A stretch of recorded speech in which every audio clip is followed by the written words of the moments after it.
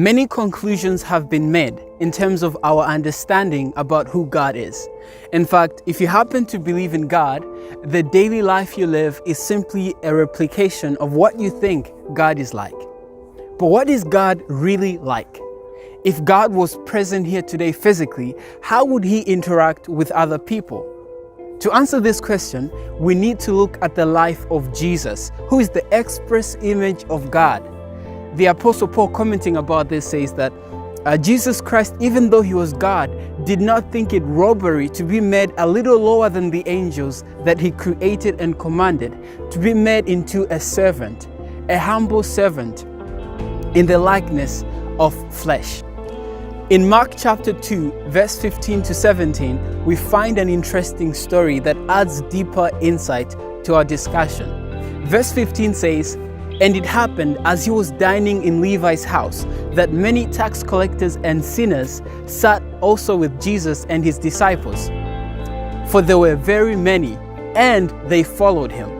Verse 16 says, "And when the scribes and Pharisees saw Jesus eating with tax collectors and sinners, they asked his disciples, 'How is it that he eats with tax collectors and sinners?'" How shocking! We see Jesus hanging out with the bad crew, at least according to the scribes and Pharisees. Could you see Jesus hanging out with a bunch of criminals or people who we consider in general to be involved in shady business? Yet Jesus interacted with these people and embraced them for who they were, which is why in turn the verse says they followed him. But we must also understand that Jesus had a discretion in terms of how he interacted with these people. He made his motives very clear. Verse number 17 says, "Those who are well have no need of a physician, but those who are sick." And then he continues to say, "I did not come to call the righteous, but sinners unto repentance." Wow, what if we had the same mindset? How would it look like in our day-to-day lives? See, the Pharisees had a very dangerous doctrine we have to be aware of. They believed that there was a standard of being accepted by God and his people. They called themselves worthy and secluded everybody else as Gentile, a name which is a label of unworthiness. And because of this, they failed to share the message with these people, which caused spiritual darkness not only to them, but also to others.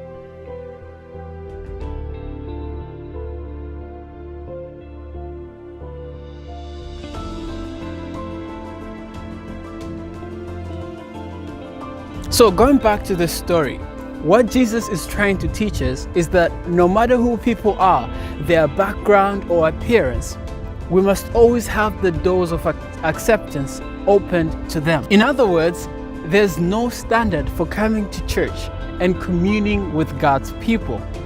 However, when we've committed our lives to Christ, like in any relationship, there are some expectations expected of us. And that's where we as church members come in to be examples to other people who are coming to the church. Just like Jesus fulfilled the law as an example for us, we are to follow his example and represent him to others. And as they see Jesus Christ in our lives, they will be transformed. Thus, our spiritual lives will deepen as we see God's power to transform lives, even in today's world.